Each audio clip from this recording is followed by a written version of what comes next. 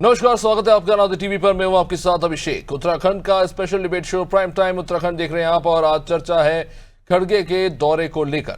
उत्तराखंड में विधानसभा चुनाव 2027 से पहले सियासी हलचल तेज हो चली है। कांग्रेस के राष्ट्रीय अध्यक्ष मल्लिकार्जुन खड़गे 8 अगस्त को हल्द्वानी पहुंच रहे हैं। यहां वे विशाल जनसभा को संबोधित करने जा रहे हैं। कांग्रेस इसे चुनावी शंखनाद और संगठन में नई ऊर्जा भरने वाला एक बड़ा कदम बता रही है, तो भाजपा इसे कांग्रेस की अंदरूनी खींचतान संभालने की एक कोशिश बता रही है। सवाल है, खड़गे का हल्द्वानी दौरा कांग्रेस के लिए आखिर कितना अहम साबित होगा और बीजेपी इस दौरे को कांग्रेस की कलह से आखिर जोड़ क्यों रही है। आज की चर्चा इन्हीं सवालों के इर्द गिर्द। पहले देखते हैं ये रिपोर्ट।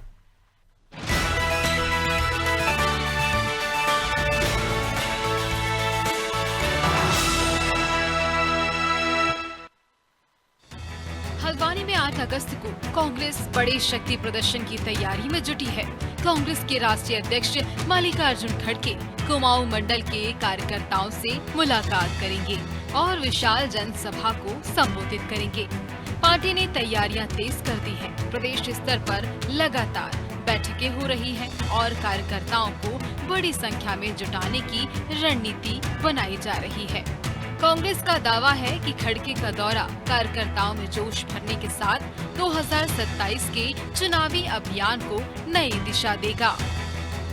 कि अभी एक दिवसीय जो कार्यक्रम है वो प्रस्तावित है उनका, जो कि 8 तारीख को हल्द्वानी में है, जिसके तहत एक विशाल जनसभा को संबोधित करने का वो कार्य करेगा। हल्द्वानी की रैली होगी, जनसभा होगी, वो एक ऐतिहासिक रैली होगी, जनसभा होगी और वहां से 2027 का जो चुनाव है उसका बिगुल फूंकने का कार्य कांग्रेस पार्टी करेगी। तो सारे कार्यकर्ता उत्साह में है, जोश में है और बिल्कुल दुगनी ऊर्जा के साथ भाजपा की जन विरोधी नीतियों को लेकर सड़कों पे उतरने के लिए 2027 के रण को जीतने के लिए तैयार है।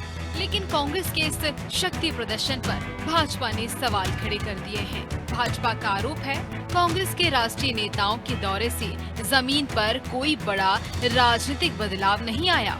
पार्टी का कहना है कि राहुल गांधी और प्रदेश प्रभारी के दौरों के बाद भी कांग्रेस की अंदरूनी चुनौतियां खत्म नहीं हुई और अब खड़गे का दौरा उसी कवायद का हिस्सा है।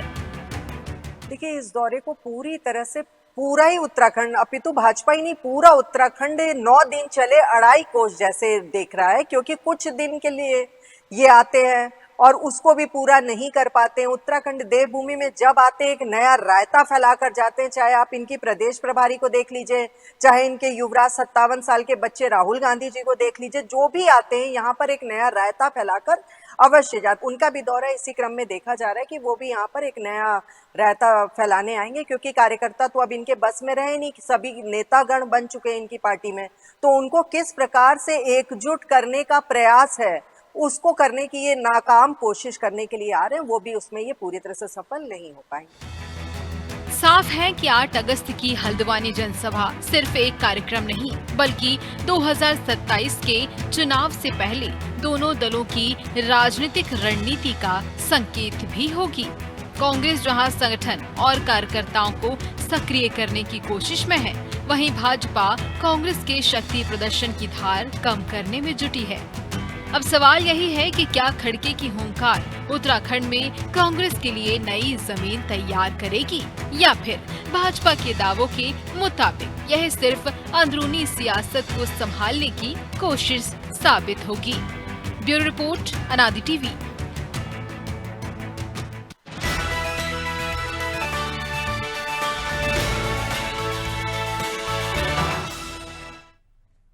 तो जाहिर है, दिग्गजों के दौरे तो होते रहते हैं और उत्तराखंड में चुनाव भी नजदीक है और ऐसे में जो बड़ी नेताओं के दौरे जब होते हैं राज्य में, तो कहीं ना कहीं एक तरह से कह सकते हैं कौतूहल तो मच ही जाता है। जाहिर तौर पर कई मायने निकाले जा रहे हैं इस दौरे के, लेकिन कांग्रेस ने अपने तरह से एक तरह से कह सकते हैं स्पष्ट कर दिया है कि आने वाले चुनाव से पहले एक तरह से ये उसका आगाज है। राजेश बिष्ट बीजेपी से हमारे साथ, तुषार कपिल कांग्रेस से हमारे साथ, रविन्द्रनाथ कौशिक वरिष्ठ पत्रकार, बहुत बहुत स्वागत आप सभी मेहमानों का। तुषार कपिल जी, आपसे ही शुरुआत करेंगे। आपके राष्ट्रीय अध्यक्ष मल्लिकार्जुन खड़गे जी जो हैं उत्तराखंड में आ रहे हैं, इससे पहले राहुल गांधी भी आ चुके हैं।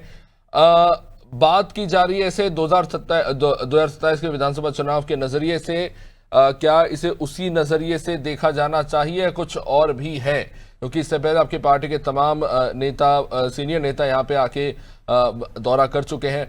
कुमारी शैलजा जो प्रभारी है, लगातार वो भी यहाँ पे उनका दौरा हमें देखने को मिलता है। किस तरह से देखा जाए इसे? अभिषेक जी धन्यवाद। और ये बहुत हर्ष का विषय है कि राष्ट्रीय नेतृत्व लगातार उत्तराखंड की राजनीति में उत्तराखंड के जन मुद्दों को और उत्तराखंड की भावनाओं को लेकर चलने का प्रयास कर रहा है।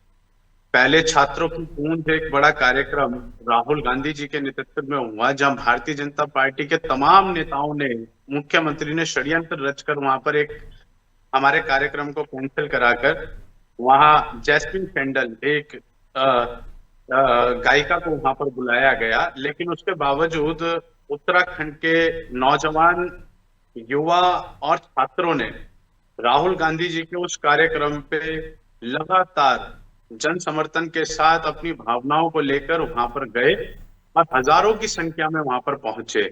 उसी तरह 8 अगस्त क्रांति का दिन, और हमारे राष्ट्रीय अध्यक्ष माननीय मल्लिकार्जुन खड़गे जी वहां आएंगे और निश्चित रूप से जो हमारे कार्यकर्ता हैं उनके अंदर ऊर्जा है और लगातार राष्ट्रीय नेतृत्व का उत्तराखंड में आना और हमारी भावनाओं को, पार्टी की भावनाओं को और जन मुद्दों को साथ लेकर चलना, ये कहीं ना कहीं कांग्रेस के लिए एक पॉजिटिव वाइब भी पैदा कर रहा है और हमारे कार्यकर्ताओं के अंदर जोश भरने का काम कर रहा है। तुषार जी टाइमिंग को लेकर काफी बात हो रही है।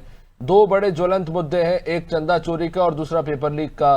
क्या उसे भी इससे जोड़कर देखा जाए? क्या इन मुद्दों को उठाने की कोशिश की जाएगी मल्लिकार्जुन खड़गे के द्वारा? खासतौर से उत्तराखंड एक युवा राज्य है और जाहिर तौर पर यह मुद्दा उन्हें भी प्रभावित करता है।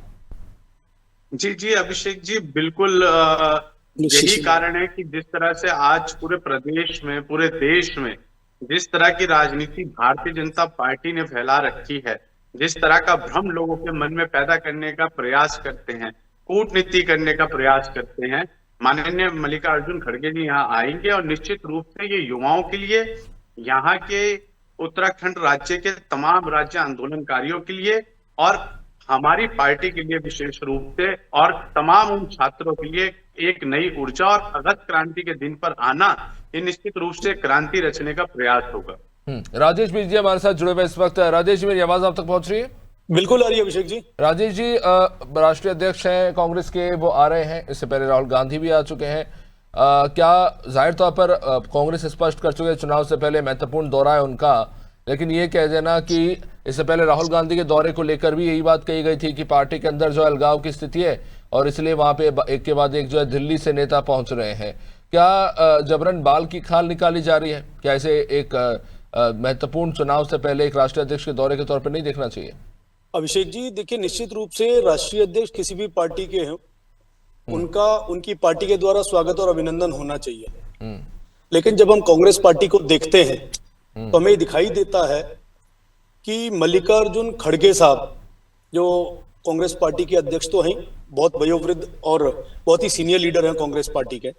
2022 से जब वो अध्यक्ष बने हैं तो उन्होंने उपलब्धियों का एक नई सीरीज बनाई है और उपलब्धियों की सीरीज ये है कि लगभग 16 से 17 राज्यों में विधानसभा चुनाव हुए जहां कांग्रेस की सरकार आना तो दूर की बात है, अपनी सीटों में उनकी जमानत नहीं बच पाई। ये उनका एक रिकॉर्ड है और ये रिकॉर्ड के समकक्ष उनके जो एलओपी हैं और युवा कांग्रेस पार्टी के युवराज हैं, उन दोनों को मिलाकर अगर हम प्रदेश भर में और राज्य भर में उनके अगर हम लोग आंकड़ों को देखें तो 16 से 17 राज्यों की विफलता, जिसमें बहुत बुरी तरीके से हार हुई, और उसके बाद लोकसभा जैसा महत्वपूर्ण चुनाव, उस चुनाव में भी उनकी अध्यक्षता में कांग्रेस पार्टी ने मुंह की खाई है। जनता ने उनको बिल्कुल नकार के बाहर कर दिया है। आज हम ये मानते हैं उत्तराखंड में वो आए हैं, बहुत अच्छी बात है, उत्तराखंड में वो आए। कांग्रेस का जो सर्वसम्मति चल रहा है कांग्रेस पार्टी के अंदर, जो आज की डेट में अगर देखें तो प्रत्येक नेता अपनी अपनी धुन और अपने अपने राग में नाच भी रहा है, गा भी रहा है, एक दूसरे का महत्व खत्म कर दिया है, बड़े लीडरशिप का सम्मान खत्म हो गया। तो वो अगर वो जोड़ पाए तो इनके लिए शायद चुनाव में कहीं ना कहीं थोड़ी बहुत शर्म और इज्जत बचाने वाली बात बनेगी। लेकिन जो परिस्थिति मुझे दिख रही है, उस परिस्थिति में कहीं से कहीं तक मुझे नहीं दिख। बीजेपी बहुत कॉन्फिडेंट है इस बात को लेकर कि जो मुद्दे आज के समय में सबसे ज्यादा ज्वलंत है उन मुद्दों का असर जनता पर नहीं पड़ेगा? ये बात कांग्रेस की नहीं है, उससे ज्यादा मुद्दों की। नहीं, देखिए कांग्रेस तो कभी मुद्दों की सरकार ही नहीं रही। 65-70 वर्षों का कुशासन इस देश की जनता ने ही तो झेला है। वो एक समय था, वो एक दौर था जब कांग्रेस पार्टी के इस कुशासन को देश की जनता ने सम्मान भी दिया और सहन भी करा, और उन अत्याचारों पे कहीं ना कहीं समय काटने का उन लोगों के द्वारा ये निरंतर प्रयास रहा कि जब कोई अच्छी सरकार आएगी, जो वर्तमान में तीसरे टर्म की मोदी जी की सरकार है, उनके नेतृत्व को अगर जनता ने चुना तो उसके पीछे के कोई ना कोई कारण होंगे। प्रदेश के अंदर अगर ये एक भी सीट लोकसभा की 3 टर्म से नहीं जीत पा रहे, दूसरी बारी ये सरकार नहीं बना पाए, तीसरी बारी भी ये सरकार नहीं बना पाए, निश्चित रूप से जिन लोगों के मुद्दों को उठा के ये सोच रहे हैं कि हमारे मुद्दे हैं, उसमें विफल थे और आगे भी विफल रहेंगे। कांग्रेस पार्टी में आज की डेट में जिस तरह का नेतृत्व आ गया है, जिस तरह की सोच आ गई है, वो बिल्कुल ऐसी सोच है जिसमें इनको एक दूसरे के संस्कार, इस देश की संस्कृति और विदेशों में जाके जो इनके युवा नेता इस सरकार को कोसने का काम करते हैं, ये इनकी विफलता की सीढ़ियां चढ़ने वाला काम है और ये आगे भी निरंतर जनता द्वारा मुंह की ही खाएंगे। चलिए ठीक है, वो तो आने वाले समय बताएगा।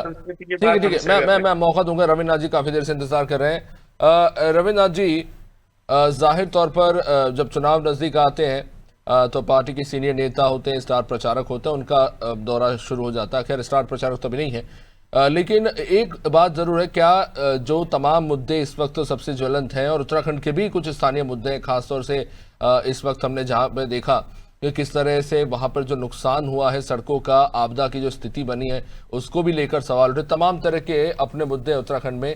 लेकिन क्या इस बात को दरकिनार किया जा सकता है कि मुद्दों को लेकर ही बात होगी, या इस बात को मान लिया जाए कि बीजेपी पूरी तरह से कॉन्फिडेंट है कि कोई भी आए उससे कोई फर्क नहीं पड़ता? वाली कांग्रेस से कह रही हो कि कहीं ना कहीं कांग्रेस की उत्तराखंड में बढ़ती सक्रियता कहीं ना कहीं बीजेपी को असुरक्षित कर रही है।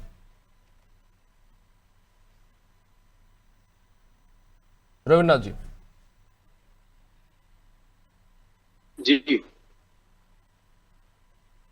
जी रविन्द्र जी, मेरी आवाज आप तक पहुंच रही है? हाँ, अब आवाज पहुंच रही है। रविन्द्र नाथ जी, मैं फिर से दोहरा देता हूं। अभी इससे पहले राहुल गांधी भी आए थे और उन्होंने भी जो समसामयिक मुद्दे हैं उत्तराखंड के वो भी उठाए, और अभी और भी कुछ महत्वपूर्ण मुद्दे जिनकी चर्चा इस वक्त लोकसभा राज्यसभा में हो रही है, ये भी मुद्दे कहीं ना कहीं जुड़ गए। तो क्या लगता है कि जहां एक तरफ बीजेपी, एक तरफ कांग्रेस को लेकर बीजेपी कह रही है कि अलगाव जो है पार्टी के सीनियर नेताओं को लेकर वो एक बड़ा मुद्दा बन गया है, इनके पास कोई लीडरशिप नहीं है, वही दूसरी तरफ कांग्रेस ये कह रही है कि जो दिल्ली की कांग्रेस है और कांग्रेस की जो सक्रियता जो उत्तराखंड में बढ़ रही है, कहीं ना कहीं वो असुरक्षित कर रही है बीजेपी को। किस तरह से देखे इसे? देखिए, आपकी बात सही है। कांग्रेस की गतिविधियों पे भाजपा की इतनी संवेदनशीलता बड़ी विचित्र लगती है मुझे। भाई, अगर उनके पास लीडरशिप नहीं है तो आपके लिए तो अच्छा है ना, आपके लिए चुनौती कम है। तो इसे इस रूप में मैं देखना चाहूंगा कि भाई कांग्रेस जो है वो अपने मशीनरी की ओवरहालिंग कर रही है, चुनाव के लिए तैयार कर रही है, सक्रियता होगी। इन्हें इस विषय पे बात करनी चाहिए थी भाजपा वालों को कि भाई उनके जो औपचारिक राष्ट्रीय अध्यक्ष हैं खड़गे जी, व्यवहारिक तो कौन है वो सबको पता है, लेकिन औपचारिक राष्ट्रीय अध्यक्ष हैं, उनकी अपील उत्तराखंड में बहुत कम है। देखिए, पहली बात तो यह है कि वो अहिंदी भाषी हैं, वो अपनी बात कितनी अच्छी तरीके से यहाँ कह पाएंगे उस पे संदेह होता है। नंबर 2, देखिए उत्तराखंड ऐसा प्रदेश है जहां सनातन की छाप हर जगह मिलती है आपको जी। मुझे नौजवान लड़के रोज मिलते हैं, उनमें मैं देखता हूं कि हर दूसरे तीसरे नौजवान के ललाट पे आपको शिखा दिखाई देगी। हमारे यहाँ मैदानी क्षेत्र में शिखा रखते हुए बच्चे शर्माते हैं, लेकिन यहाँ पे गर्व से बच्चे जो है आपका शिखा रखते हैं। और खड़गे जी आपके कल क्या बोल रहे थे आपके संसद में, विषय कुछ और था, लेकिन वो बीच में आए मनुस्मृति। भाई भारत में इसमें मनुस्मृति का राज नहीं है, संविधान का राज है, जिसे आपके नेता जो है हाथ में आपके गुटके की तरह आपके यदा कदा लहराते दिखाई देते हैं। तो उसमें बार बार जो है मनुस्मृति को बीच में लाने की क्या आवश्यकता है, भगवान जाने। इनकी दूसरी एक प्रभावशाली नेत्री है प्रियंका गांधी जी, वो बिना किसी संदर्भ के गोमूत्र को बीच में ले आई। तो इनका जो कम्युनिकेशन जो स्किल है वो चिंता में डालता है। देखिए, प्रदेश में बहुत समस्याएं हैं, शासन में बहुत ज्यादा समस्याएं हैं, उन पे आप उंगली रख सकते हैं, आलोचना कर सकते हैं, इनके कार्यक्रम का आप विकल्प दे सकते हैं, तो जनता सुनेगी। लेकिन आप जो है गोमूत्र की बात करोगे, मनुस्मृति की बात करोगे, तो विवाद वहां पहुंचेगा जहां आपको कोई लाभ नहीं होने वाला। पर रविंद्र जी, कहीं ना कहीं तो आपको फर्क करना होगा ना, एक तरफ विज्ञान है और एक तरफ धर्म है। ये दोनों एक तरह से पैरेलल जरूर चलते हैं, लेकिन हर एक की अपनी एक सीमा होती है। कुछ को हम एक तरह से परिभाषित कर सकते हैं, कुछ चीजों को नहीं। वो हमारे साथ समय की कह सकते कि सीमा कह लीजिए, या फिर हमारे ज्ञान की सीमा की हम उसे परिभाषित नहीं कर सकते। तो कुछ मामले ऐसे होते हैं जहां पर हमारे बस में नहीं होती है चीजें। नहीं, मेरा कहने का मतलब है कि हर बात का एक संदर्भ होता है। एक वैज्ञानिक के बारे में आप चर्चा कर रहे हैं कि भाई उसे सलाह समिति में नहीं होना चाहिए, आप उसकी आलोचना कैसे कर रहे हैं कि साहब वो तो गोमूत्र वैज्ञानिक हैं। तो उस व्यक्ति की योग्यता के ऊपर आप सवाल खड़ा कर रहे हैं इस तरह।